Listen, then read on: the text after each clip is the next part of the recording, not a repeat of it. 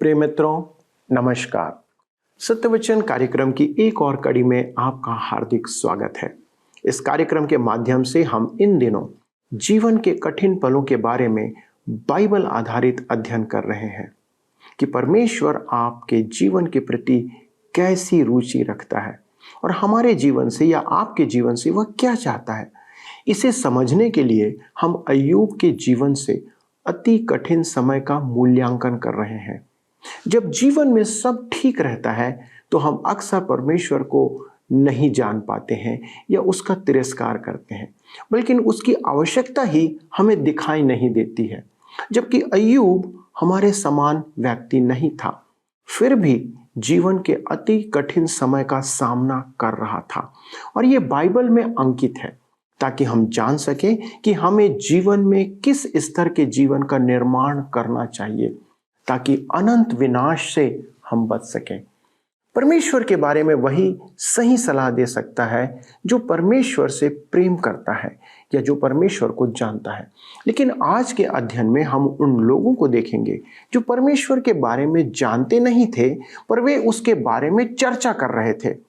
कई बार उनके विचार हमें सही लगते हैं, लेकिन वे वास्तव में होते नहीं हैं। आइए एलीपज के उत्तर के द्वारा जानें कि ऐसे लोग कैसी सलाह देते हैं ताकि हम ईश्वरीय सलाह को समझ सकें।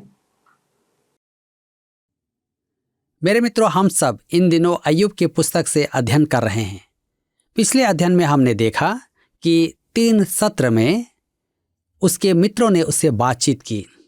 आइए आज हम आगे बढ़ेंगे और अय्यूब की पुस्तक 3 अध्याय उसके 6 पद से लेकर 12 पद तक पढ़ें। यहाँ लिखा है, घोर अंधकार उस रात को पकड़े, वर्ष के दिनों के बीच वह आनंद न करने पाए और न महीनों में उसकी गिनती की जाए। सुनो, वह रात बांझ हो जाए, उसमें गाने का शब्द न सुन पड़े। जो लोग किसी दिन को धिक्कारते हैं और लिव्यातान को छेड़ने में निपुण हैं, उसे धिक्कारें। उसकी संध्या के तारे प्रकाश न दें। वह उजियाले की बाट जो है, पर वह उसे न मिले। वह भोर की पलकों को भी देखने न पाए, क्योंकि उसने मेरी माता की कोख को बंद न किया और कष्ट को मेरी दृष्टि से न छिपाया। मैं गर्भ ही में क्यों न मर गया, पेट से निकलते ही मेरा प्राण क्यों न छूटा। मैं घुटनों पर क्यों लिया गया, मैं छातियों को क्यों पीने पाया। मेरे मित्रों, अय्यूब अत्यधिक स्पष्ट है। काश मैं पैदा ही ना होता। यह एक अति रोचक बात है। ऐसा स्वभाव जीवन में समस्या का समाधान नहीं लाता है। आपकी कामना आपके जन्म को पलट तो नहीं सकती। आप कहते हैं, मेरे लिए तो मर जाना अच्छा है। तो क्या आप मर जाते हैं? यह समय गंवाना है। इस प्रकार मनुष्य केवल अपने मन का गुब्बार निकाल सकता है। अय्यूब के साथ भी ऐसा ही था। अय्यूब की पुस्तक 3 अध्याय उसके 13 और 14 पद में आगे लिखा है, ऐसा ना होता तो मैं चुपचाप पड़ा रहता, मैं सोता रहता और विश्राम करता, और मैं पृथ्वी के उन राजाओं और मंत्रियों के साथ होता जिन्होंने अपने लिए सुनसान स्थान बनवा लिए। मेरे मित्रों, उन्होंने अपने स्मारक और पिरामिड बनवाए। आइए पढ़ें अय्यूब की पुस्तक 3 अध्याय उसके 15 और 16 पद में लिखा है, या मैं उन राजकुमारों के साथ होता जिनके पास सोना था, जिन्होंने अपने घरों को चांदी से भर लिया था, या मैं असमय गिरे हुए गर्भ के समान हुआ होता, या ऐसे बच्चों के समान होता जिन्होंने उजियाले को कभी देखा ही ना हो। वह मृतक जन्म लेने की कामना करता है। अय्यूब कहता है कि उसे इसका सौभाग्य नहीं मिला। वह मृत्यु को एक महान समता कहता है। मरकर सब बराबर हो जाते हैं। इस अध्याय में अय्यूब 2 बातें कहता है। उसकी कामना थी कि वह जन्म ही ना लेता, और यदि उसका जन्म हुआ तो वह मृतक ही होता। ये उसकी दो मनोकामना है। उसे अपने कष्टों से राहत नहीं मिल रही थी। अय्यूब की पुस्तक 3 अध्याय उसके 17 से 24 पद में जब हम पढ़ते हैं, लिखा है, उस दशा में दुष्ट लोग फिर दुख नहीं देते और थके मांदे विश्राम पाते हैं। उसमें बंदी एक संग सुख से रहते हैं और परिश्रम कराने वाले का शब्द नहीं सुनते। उसमें छोटे बड़े सब रहते हैं और दास अपने स्वामी से स्वतंत्र रहता है। दुखियों को उजियाला और उदास मन वालों को जीवन क्यों दिया जाता है? वे मृत्यु की बाट जोहते हैं पर वह आती नहीं, और गड़े हुए धन से अधिक उसकी खोज करते हैं। वे कब्र को पहुंचकर आनंदित और अत्यंत मगन होते हैं। उजियाला उस पुरुष को क्यों मिलता है जिसका मार्ग छिपा है, जिसके चारों ओर ईश्वर ने घेरा बांध दिया है। मुझे रोटी खाने के बदले लंबी लंबी सांसें आती हैं और मेरा विलाप धारा के समान बहता रहता है। मेरे मित्रों, वह जीवन की अपेक्षा मृत्यु चाहता था। जीवन उसके लिए बोझ था। वह मृत्यु को एक सोने की खदान खोदने वाले के समान खोजता है कि पाने पर आनंदित हो। उसकी दशा निराशाजनक और हताशा से पूर्ण है। अय्यूब 3 अध्याय उसके 25 और 26 पद में आगे लिखा है, क्योंकि जिस डरावनी बात से मैं डरता हूं वही मुझ पर आ पड़ती है, और जिस बात से मैं भय खाता हूं वही मुझ पर आ जाती है। मुझे ना तो चैन, न शांति, न विश्राम मिलता है, परंतु दुख ही दुख आता है। अय्यूब ऊज देश में ऐश्वर्य का जीवन जी रहा था। सब कहते थे अय्यूब का जीवन महान है। अय्यूब कहता है, उस समय भी मैं डरता था। मुझे जिस बात का डर था वही हुआ।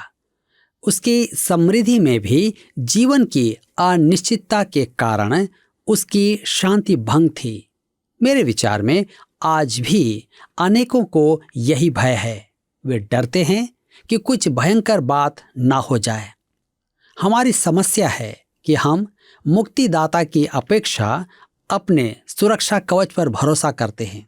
हमें सांसारिक बातों की अपेक्षा बाइबल पर आश्रित होना है, परमेश्वर के वचन पर निर्भर करना है। ऐसा प्रतीत होता है कि अय्यूब का विश्वास जाता रहा।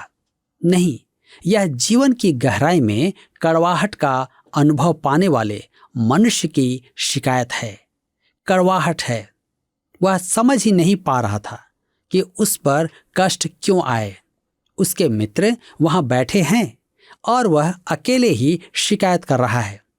भाषा तो अति उत्तम है, परंतु अय्यूब के पास उत्तर नहीं है। निराशा घोर अंधकार से भरी है। मेरे मित्रों, यहां पर अध्याय 3 समाप्त होता है। अब हम अध्याय 4 में आते हैं, जिसका विषय है एलीपज का पहला वाद, अनुभव की वाणी। अय्यूब के मित्र 7 दिन तक उसके साथ चुप बैठे रहे। वे केवल अपना सिर हिलाते थे, जैसे कि कह रहे हों, अंत में पकड़े ही गए। ऐसा प्रतीत होता है कि अय्यूब कष्ट सहन कर सकता था, परंतु अपने मित्रों का यह स्वभाव उससे सहन नहीं हुआ। अतः वह कहना आरंभ करता है, शिकायत करता है, रोता है। उसकी निराशा अंधकार से पूर्ण थी और उसके पास अपने कष्टों का उत्तर ही नहीं था। अब उसके मित्र प्रति उत्तर में कुछ कहते हैं। सबसे पहले एलीपज, फिर बिल्दद और अंत में सोपर। इन मित्रों के नाम ही उनका चित्रण प्रस्तुत करते हैं। एलीपज का अर्थ है परमेश्वर की शक्ति है या परमेश्वर शुद्ध सोना है। बिल्दद का अर्थ है कलह का पुत्र। प्रसंगवश वह ओछा भी है।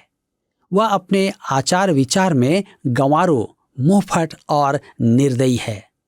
सोपर का अर्थ है गौरैया।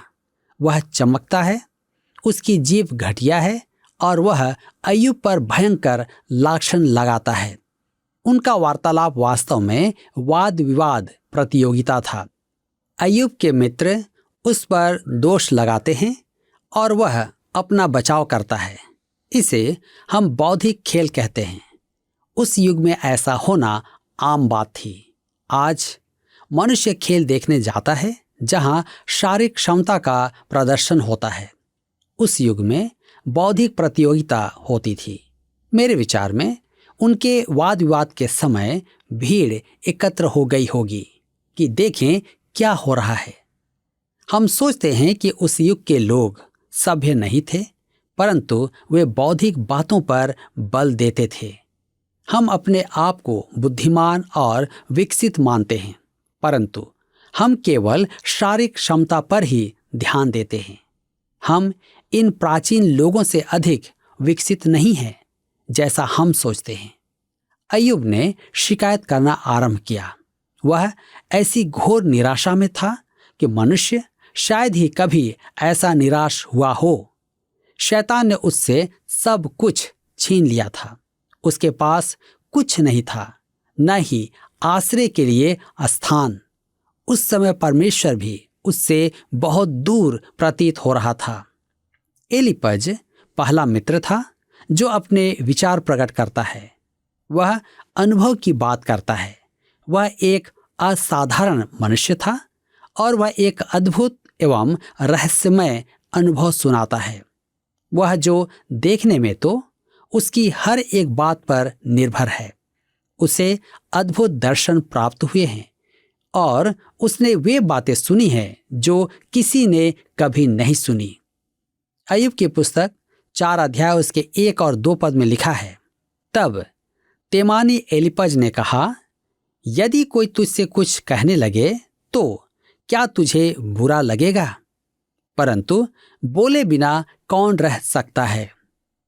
वह कूटनीति अपनाता है, परंतु वह झूठी दीनता प्रदर्शन करता है। यदि मैं कुछ कहूं तो आप बुरा तो नहीं मानेंगे? तब वह कहता है, आपको बुरा लगे तो लगे, परंतु मैं तो कहूंगा। कि अय्यूब 4 अध्याय उसके 3 से 5 पद में लिखा है, सुन, तूने बहुतों को शिक्षा दी है और निर्बल लोगों को बलवंत किया है। गिरते हुओं को तूने अपनी बातों से संभाल लिया और लड़खड़ाते हुए लोगों को तूने बलवंत किया। परंतु अब विपत्ति तो तुझी पर आ पड़ी और तू निराश हुआ जाता है। उसने तुझे छुआ और तू घबरा उठा। मेरे मित्रों, वह अय्यूब से कहता है, जब तू समृद्ध था, हृष्ट पुष्ट था, तब सबके लिए बल का माध्यम था। तू उन्हें परामर्श देता था और उनका मार्गदर्शन करता था। तू जानता था कि कष्टों में फंसे हुए लोगों को कैसे उभारें। अब तुझे कुछ हो गया तो तू विलग हो गया। क्या तू केवल मिट्टी का शेर है? तू तो कभी सच्चा था ही नहीं। जो परामर्श तू दूसरों को देता था, अब तू उन पर नहीं चल सकता। मेरे मित्रों, मैं कहना चाहता हूं कि आज हम में से अधिकांश की यही समस्या है। यह बड़ी रोचक बात है कि हम किसी को बता सकते हैं कि समस्या में घिरा वह क्या करे। यह 2 मनोवैज्ञानिकों के व्यंग चित्र स्वरूप है। वे एक दिन एक दूसरे से मिले तो एक ने कहा, तुम अच्छे हो, मैं कैसा हूं। हम सदा ही दूसरों को देखते हैं और उसका हाल उसे सुनाते हैं। एलीपज कहता है कि अय्यूब इस काम में दक्ष है। वह बड़े ही कटाक्ष से कहता है, अब विपत्ति तो तुझ पर आ पड़ी और तू निराश हुआ जाता है। अय्यूब की पुस्तक 4 के 6 में आगे लिखा है, क्या परमेश्वर का भय ही तेरा आसरा नहीं? और क्या तेरा चाल चलन जो खरा है तेरी आशा नहीं? ध्यान दीजिए, क्या तेरा परामर्श तेरे लिए अच्छा नहीं?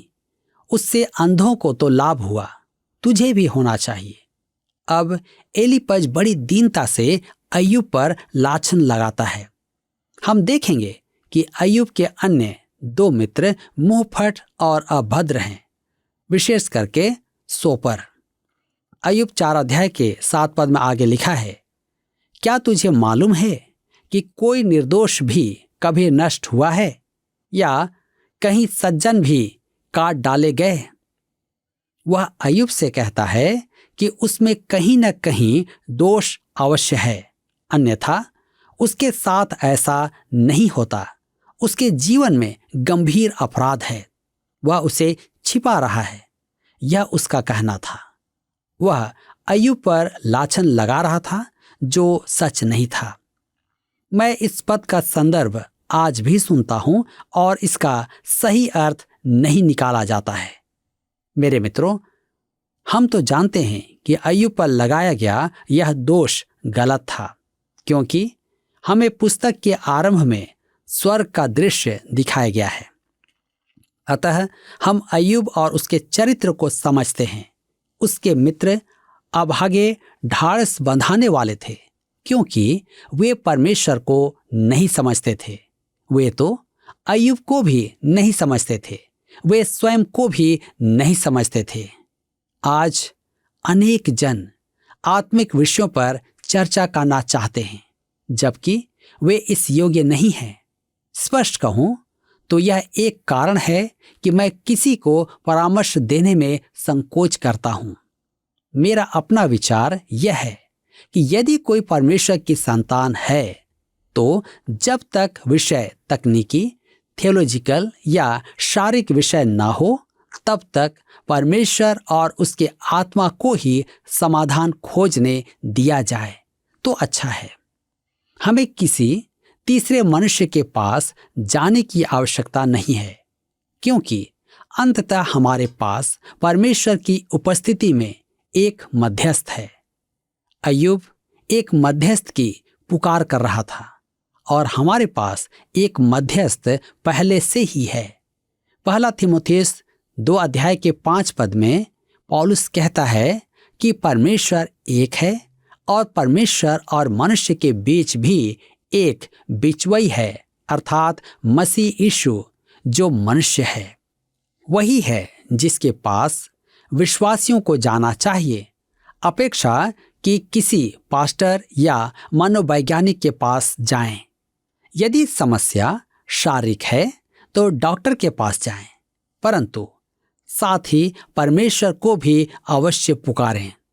जिस प्रकार एलीपज अपने अनुभव से कह रहा था, उसी प्रकार मैं अपने अनुभव से कह सकता हूं कि परमेश्वर हमारी शारीरिक और आत्मिक दशा के संबंध में हमारी प्रार्थना सुनता है और उत्तर भी देता है।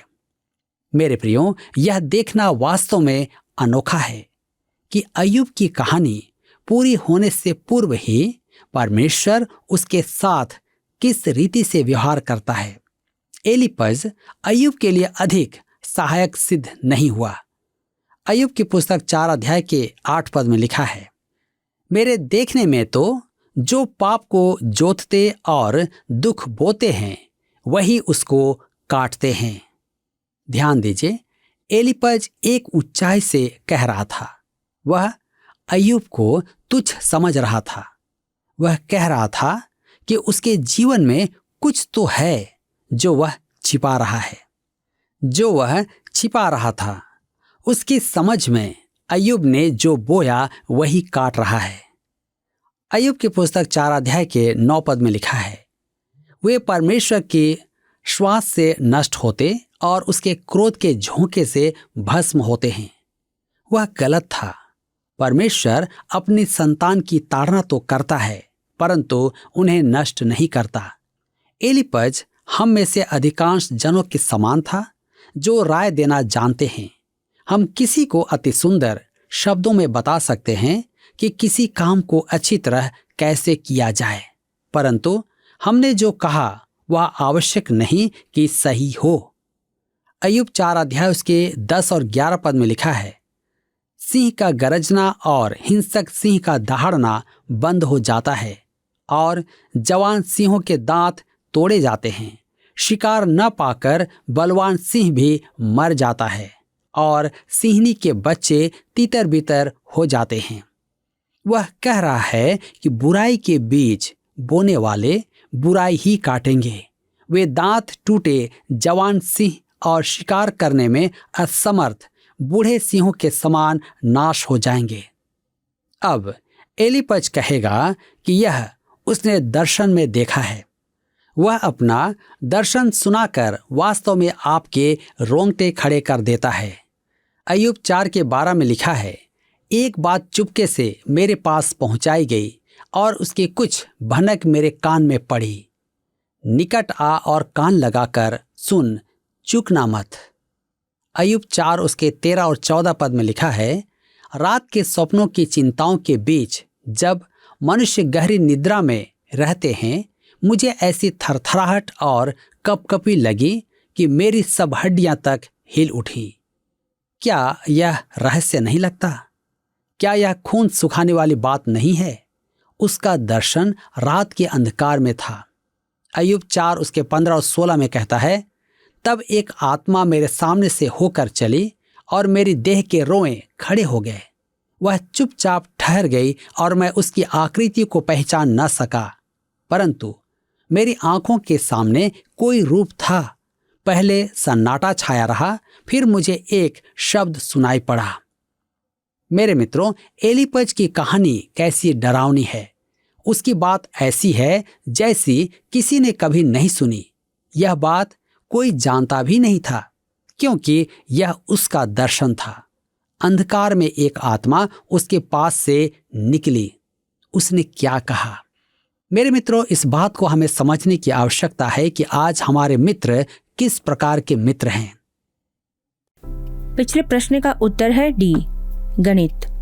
हमारे अध्ययन में वक्ता बाइबल की परिपूर्णता को समझाने के लिए उसकी तुलना गणित की पुस्तक से करता है। आज का प्रश्न है, तेमानी एलीपज अय्यूब को अपनी सलाह किस दृष्टिकोण से प्रकट करता है?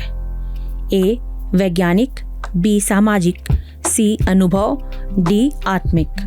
मित्रों, इस प्रश्न का उत्तर हमें कल सुबह 6 बजे से पहले विकल्प ए, बी, सी या डी के साथ अपना नाम, पता, स्थान के साथ 9651433397 पर SMS या व्हाट्सएप करें। सभी विजेताओं को विशेष पुरस्कार प्रदान किए जाएंगे। धन्यवाद। क्या आपको यह कार्यक्रम पसंद आया? अभी हमें एक मिस कॉल करें और आप अगले विजेता हो सकते हैं।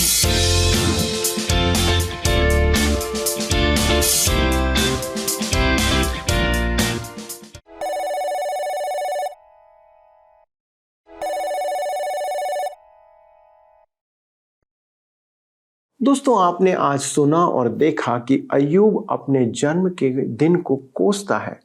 उसके मुंह से जो कुछ हो सकता है वो अपने जीवन के बारे में कहते चले जाता है, लेकिन वह परमेश्वर के विरुद्ध कोई बात नहीं कहता है। वह सब प्रकार से जीवन में उजड़ गया है, लेकिन वह अपने बारे में ही कहता रहता है और परमेश्वर के विरुद्ध कुछ नहीं कहता। दोस्तों, वह नहीं जानता था कि यह संकट उसके जीवन में क्यों आया है। यही बात हमारे जीवन और अय्यूब के जीवन में हमें अलग करती है। हमारी प्रभु भक्ति अर्थात परमेश्वर के प्रति हमारी भक्ति का प्रमाण ना भी हो तो भी परमेश्वर से हम प्रश्न करते हैं। यदि हम परमेश्वर के सन्मुख भक्तिपूर्ण नहीं हैं तो भी हम परमेश्वर से पूछते हैं। अय्यूब समझता है कि परमेश्वर कौन है। वो जानता था कि वह परमेश्वर है। उसके कार्य पर वह संदेह नहीं करता है। हमें अय्यूब से इस बात को सीखना चाहिए कि हम मनुष्य ही हैं और हमें परमेश्वर पर भरोसा रखना है। तब हम एलीपज को देखते हैं जो परमेश्वर के व्यवहार को अपने विचारों के आधार पर प्रस्तुत करता है। दोस्तों, हमें ऐसे मित्रों को पहचानना है कि हम उनकी बातों से, उनके द्वारा से कही गई सुझाव के द्वारा हतोत्साहित ना हो। जो परमेश्वर के वचन से प्रेम करने वाले और उस पर चलने वाले हैं, वे ही हमारा मार्गदर्शन कर सकते हैं। परमेश्वर बहुधा अपनी उत्तम बातों को समझाने के लिए या हमें अनुशासित करने के लिए हमें संकट में डाल सकता है, लेकिन वह कभी भी अपने भक्तों का विरोधी नहीं हो सकता। इस बात को आप अपने दिमाग में बैठा लें। इन्हें स्मरण करते हुए आइए हम भी अपने जीवन में चलते चले जाएं और प्रभु आप सबों का निरंतर मार्गदर्शन करता रहे। आइए हम प्रार्थना करें। परमेश्वर पिता, हमारे प्रभु यीशु के नाम से आपको धन्यवाद देते हुए आपके सन्मुख आते हैं कि प्रभु अनेक बार हमारे जीवन में ऐसा समय आता है जब हम अपने जन्म को कोसते हैं, जब हम निराशा के निचले स्तर पर पहुंच जाते हैं, जब हमें समझ नहीं आता कि हम क्या करें। प्रभु ऐसे समय हमारी सहायता करना कि हमारा विश्वास आपसे अलग ना हो, क्योंकि प्रभु मानव जीवन के लिए केवल एक ही बागडोर है जिस पर हम भरोसा कर सकते हैं और वो आप हैं प्रभु। प्रभु हमारे दर्शकों के लिए प्रार्थना करते, विशेष तौर पर आज हम अपने उन परिवारों के लिए प्रार्थना करते प्रभु जिन परिवारों में टूट है, जो परिवार बिखर रहे हैं, जिनके पास समस्याओं का अंबार लगा हुआ है, जिन्हें लगता है कि उनके लिए कोई रास्ता नहीं बचा। प्रभु अनुग्रह करना कि वे आप पर दृढ़ विश्वास बनाए रखें और इस बात पर धैर्य रखें कि समय के साथ आप उनके लिए छुड़ौती को भेजेंगे, आप उनके लिए उत्तम मार्ग निकालेंगे और प्रभु आप ही हैं जो ऐसा कर सकते हैं। प्रभु उनकी दशा को वे ही जानते हैं। किसी भी मनुष्य की कोई भी सांत्वना उनके लिए कभी कोई आशीष नहीं ला सकती, कोई सांत्वना उन्हें नहीं मिल सकता, लेकिन प्रभु आप अपना हाथ बढ़ाकर उनके लिए तसल्ली प्रदान करें और उन पर अनुग्रह करें। धन्यवाद के साथ विनती यीशु के नाम से मांगते हैं, आमीन। दोस्तों, क्या आपके जीवन में ऐसी परिस्थिति है जिसमें आपके सामने कोई मार्ग खुला हुआ नहीं दिखता? तो आप परमेश्वर पर भरोसा बनाए रखें। प्रार्थना निवेदन आप हमें भेज सकते हैं। अगले प्रसारण में हम इस अध्ययन को आगे बढ़ाएंगे और जी हाँ, यदि आज के अध्ययन ने आपके हृदय को छुआ है तो कृपया फ़ोन उठाएं और एक मिस कॉल करके हमें इस बात को सूचित करें। प्रभु आपको आशीष दे और विश्वास योग्यता के साथ चलते रहने में आपकी सहायता करे। धन्यवाद।